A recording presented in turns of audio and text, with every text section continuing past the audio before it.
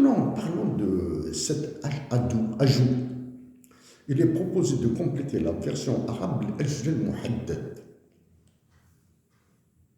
Et mutamazigh. Vous avez oublié mutamazigh? Ah.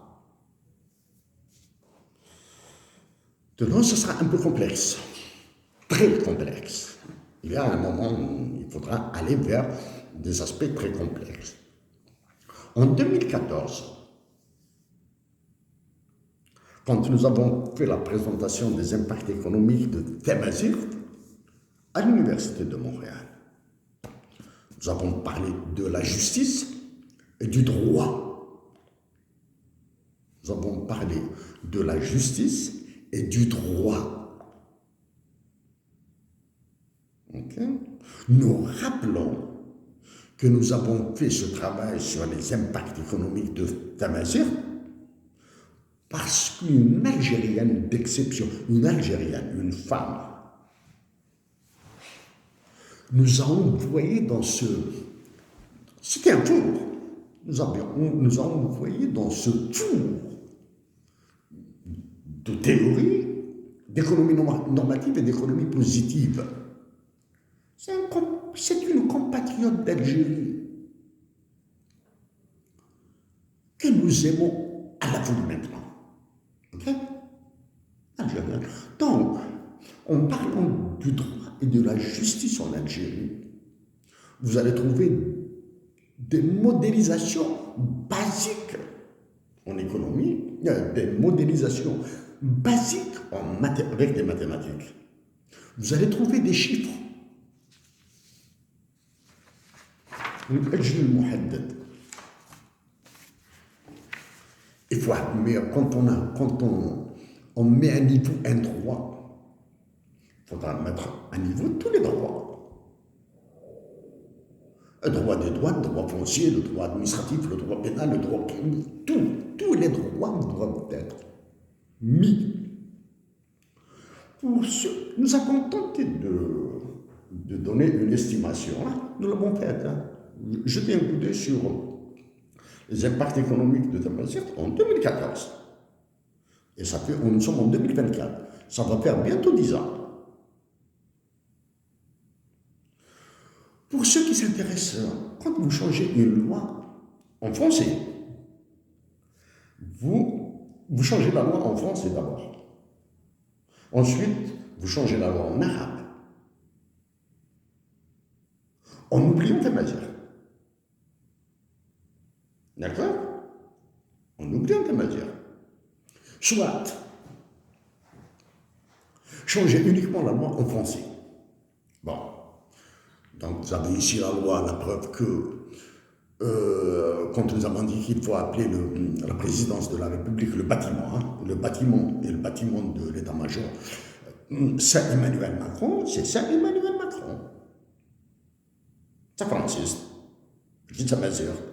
Voilà, c'est de l'Arabie. Okay? And it isn't neither English nor Spanish or something like this. Okay? Quand vous changez en français, vous devez changer toute la série de lois qui se rattachent. Donc, il faut aller vers les universités. Il faut aller vers les magistrats. Il faut aller vers les avocats. Il faut aller vers les notaires. Vers qui d'autre? Vers la bureaucratie algérienne. Toute la bureaucratie. L'agent des impôts de Ouagnoun, il doit savoir comment exécuter la loi. Il doit savoir. S'il ignore comment exécuter la loi, il l'exécutera selon ses connaissances ou les connaissances de son chef. Ou bien, il l'exécutera à la tête du client. La tête du client dépendra de l'argent qu'il paiera. Voilà. Comment appelle-t-on ce genre de problème? En anglais, on les appelle P and NP problems. Les P et NP problèmes. Voilà, en français. Non-deterministic polynomial problems. Non-deterministic polynomial problems. Ce sont des problèmes, des équations polynomiales non déterministes. C'est-à-dire, vous n'avez absolument aucune idée sur le résultat. Un exemple. Exemple. Vous ouvrez le robinet, un robinet d'eau, s'il y a de l'eau en Algérie, pour remplir un bidon qui est troué.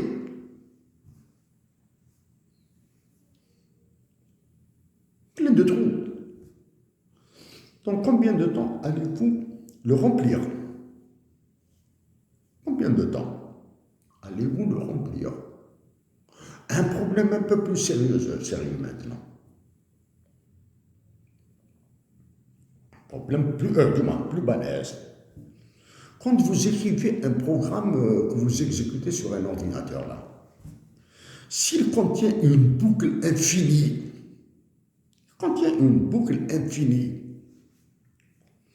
si l'ordinateur n'arrête pas les traitements, il travaillera éternellement. D'accord? Pour le problème plus simple, peut-être à comprendre, c'est un problème fini, c'est juste une allusion, c'est juste un parallèle. L'histoire des jeux d'échecs. Mettez un grain dans la première case et mettez le double dans la case suivante, le double de la case précédente dans la case suivante, etc. Combien de grains auriez-vous à la dernière case? Ok? Voilà.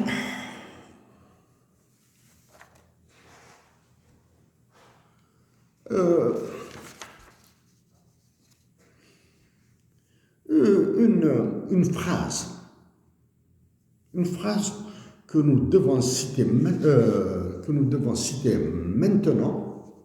avant de l'oublier, parce qu'elle est sournoise, elle est pernicieuse. Nous répétons que c'est depuis 2015 que nous avons déclaré notre opposition frontale, radicale, que nous avons dit que c'est criminel, c'est nazi, c'est fasciste, la dévaluation du dinar. Nous citons la révision du dispositif en vigueur traitant de la régularisation des incidences financières résultant des fluctuations des taux de change et des commissions, bakshish. Bon, il y a des commissions bancaires, mais il y a des commissions, bakshish. Nous allons revenir sur ces histoires de commissions.